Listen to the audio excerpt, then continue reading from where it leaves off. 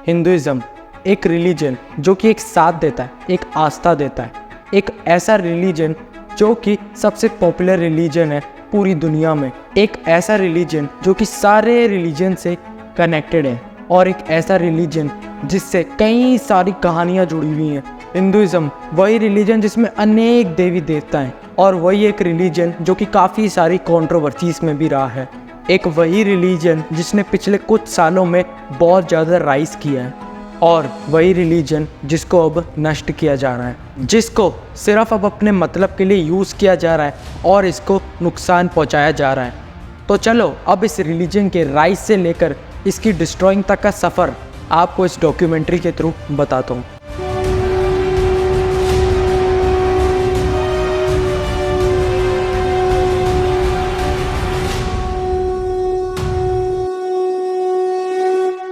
अब हिंदुइज्म के जो भी लोग हैं उनको कहा जाता है हिंदू, जैसे कि आपको, मेरे को।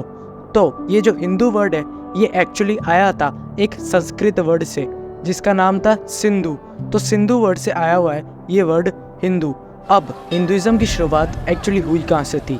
माना ये जाता है कि इसकी शुरुआत हुई थी सत्ययुग से, वो युग जिस टाइम पे भगवान धरती पे रहते थे। फिर उसके बाद उसके 2 युग और आए, त्रेता युग और द्वापर युग, और अभी के टाइम पे जो चल रहा है वो है कलयुग।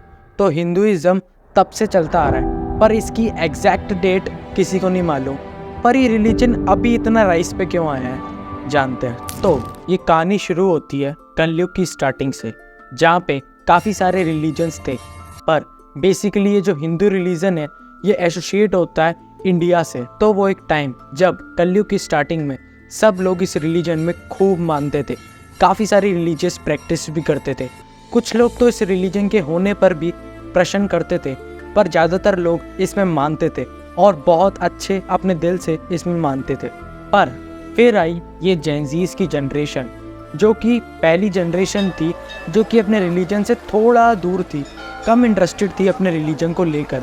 ये वाली जनरेशन जो थी ये थोड़ा वेस्टर्न कल्चर से ज़्यादा इन्फ्लुएंस्ड थी और मॉडर्नाइज होने के चक्कर में ये जनरेशन अपने खुद के इंडियन रूट्स से बहुत दूर थी, इससे वाकिफ़ नहीं थी। और इस जनरेशन का अपने रिलीजन की तरफ इतना लीस्ट इंटरेस्ट होने का reason movies, songs, social media और आसपास का कल्चर भी था। लेकिन फिर आया ईयर 2020। आज रात 12 बजे से संपूर्ण देश में संपूर्ण लॉकडाउन होने जा रहा है। जब पड़ गया पूरे कंट्री में, पूरे वर्ल्ड में लॉकडाउन, सब अपने घर में बैठ गए, एकदम से सन्नाटा हो गया हर जगह, सब सिर्फ घर में ही बैठे थे, कोई भी बाहर नहीं निकल सकता था। तो अब ऐसा माहौल था जिसमें घर के सारे लोग घर में बैठे थे, सब बोर हो रहे थे। ऑफ कोर्स घर में बैठे बैठे क्या करें। तो उस टाइम पे टीवी पे टेलीकास्ट हुई 2 एपिक्स हिंदुइज्म की, रामायण और महाभारत। पर ये जो शोज थे ये एक्चुअली 90s में ही बन चुके थे और ये तब के टाइम पे टेलीकास्ट भी हो चुके थे और ये हमारे पेरेंट्स के द्वारा देखे भी जा चुके थे। लेकिन इनको फिर से रीटेलीकास्ट किया गया ताकि ये हमारी जनरेशन भी देख सके, जिस वजह से फ़ायदा ये हुआ कि सारी जनरेशन्स ने मिलके इसको अपने घर में टीवी पे देखा और हमारी करंट जनरेशन ने पुराने अपने इंडियन रूट्स के बारे में जाना, एपिक्स के बारे में पढ़ा, उन्हें पता चला कि ये हिंदुइज्म रिलीजन कहाँ से आया था, कैसे स्टार्ट हुआ था, क्या क्या कहानियाँ इनसे जुड़ी हुई थी। इससे इस जनरेशन का इस रिलीजन में बहुत इंटरेस्ट बना और ये और ग्रोथ होता गया रिलीजन। ये एक अच्छा मूवमेंट था गवर्नमेंट के द्वारा कि अपने रिलीजन को ही ग्रोथ करवाने का, क्योंकि अगर किसी चीज़ में यूथ इंटरेस्ट ले लेता है तो फिर उस चीज़ को ग्रो करने से कोई नहीं रोक सकता। फिर हुआ ये कि इस रिलीजन को सोशल मीडिया के द्वारा भी खूब ग्रो किया गया। हर कोई इन्फ्लुएंसर, हर कोई बड़ा सेलिब्रिटी इस रिलीजन में बहुत ज़्यादा इन्वॉल्व हुआ। यहाँ तक कि फॉरेनर्स ने भी इस रिलीजन को लेके अपना इंटरेस्ट दिखाया। इससे क्या हुआ कि बाकी की कंट्रीज़ तक भी ये रिलीजन फैला और पिछले कुछ सालों में इस रिलीजन के लोगों ने भी काफ़ी सारी चीज़ें अचीव करी, जैसे कि इस साल ही 2024 में राम मंदिर का बनना, जो कि एक बहुत बड़ा अचीवमेंट था इस रिलीजन के लोगों के लिए। अच्छी बात तो ये हुई कि आज के टाइम पे ये religion all over the world बहुत ज़्यादा फेमस हो चुका है। जहाँ पहले हमारे लोग ही इसमें इंटरेस्ट नहीं रखते थे, अब बाहर के लोग भी इसमें इंटरेस्ट रखने लग गए हैं।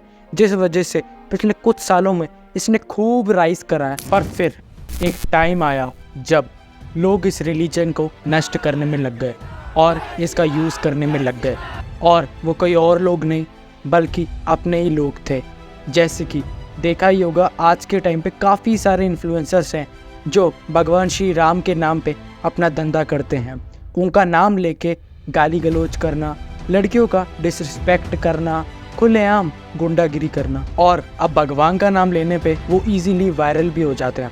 और ये जनरेशन इस रिलीजन के लेकर इतना गिर गई है कि वो खुद को समाज में कूल दिखाने के लिए या फिर फेमस होने के लिए रिलीजन का यूज़ करने लग गई है। और इसका अच्छे से यूज़ सिर्फ लोगों ने नहीं, सिनेमा ने भी किया है। जैसे कि अभी देखा ही होगा हाल ही में रिलीज़ हुई मूवी 2023 की आदि पुरुष में, उसमें किस तरह से भगवान श्री राम की इमेज दिखाई गई। उसमें कैसे भगवान श्री राम को अहंकारी और गुस्से वाला दिखाया गया, जबकि रियल लाइफ में वो ऐसे नहीं थे। और चाहे पुरानी रामायण देखी हो उसमें भी वो ऐसे नहीं थे। और बाकी के जितने भी कैरेक्टर्स थे उनके लिए ऐसी लैंग्वेज यूज़ की गई जो कि बहुत बुरी है उस टाइम के हिसाब से, जिस वजह से ये हुआ कि ये मूवी बॉक्स ऑफिस पे बहुत ज़्यादा पिट गई। लोगों ने इसको बहुत ज़्यादा ट्रोल किया, पर इससे नुकसान किसी का भी नहीं हुआ। लेकिन मजाक किसका बना?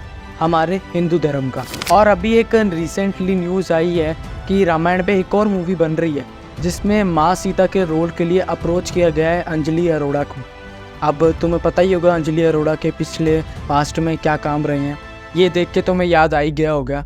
अब इससे प्रॉब्लम ये है कि लोग इस मूवी को ट्रोल तो कर लेंगे, ये मूवी पिट भी जाएगी बॉक्स ऑफिस पे, इन एक्ट्रेस को भी लोग 2-4 गालियाँ दे देंगे, पर ये मूवी के बाद जो बुरी इमेज बनेगी वो किसकी बनेगी? हमारे हिंदू रिलीजन की। जो असली में सिंप्लिसिटी थी इस रिलीजन की, उसका तो एक तरीके से मजाक ही बन जाएगा। और हालांकि अभी आपने ये चीज़ भी नोटिस करी होगी कि ऐसी फ़ोटोज़ बहुत ज़्यादा ट्रेंड में आई हैं जिसमें श्री राम या श्री हनुमान बहुत ज़्यादा गुस्से में हैं। इसमें आपको कोई प्रॉब्लम नहीं लग रही होगी, पर इसको अगर अच्छे से नोटिस करो तो इन फोटोज़ में भगवानों को एकदम थोड़ा सा गुस्से वाला अहंकारी दिखाया गया है, जबकि रियल लाइफ में या अगर वाकई में रामायण पढ़ो तो भगवान ऐसे थे ही नहीं, वो एकदम शांत स्थिर स्वभाव के थे।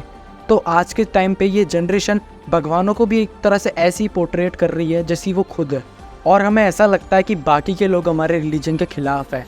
लेकिन सच बात तो ये है कि बाकी कोई भी हमारे रिलीजन के खिलाफ नहीं है, ये तो हम ही है जो हमारे रिलीजन को अच्छी तरीके से यूज़ नहीं कर रहे और इसकी एक बुरी इमेज पोर्ट्रे कर रहे हैं। और हम ही हैं जो इस रिलीजन को सच्चे भाव से नहीं मान रहे, बस इसका इस्तेमाल कर रहे हैं और इसको डिस्ट्रॉय कर रहे हैं। तो बस ये थी डॉक्यूमेंट्री हिंदुइज्म के राइज से लेके उसके डिस्ट्रॉइंग तक के सफ़र तक का। तो बस आप इस डॉक्यूमेंट्री को आगे शेयर करना और बताना कि अगली डॉक्यूमेंट्री किस चीज़ पे चाहिए। बाकी ये रिलीजन आपके हाथ में ही है, मेरा काम तो सिर्फ इन्फॉर्मेशन देना है।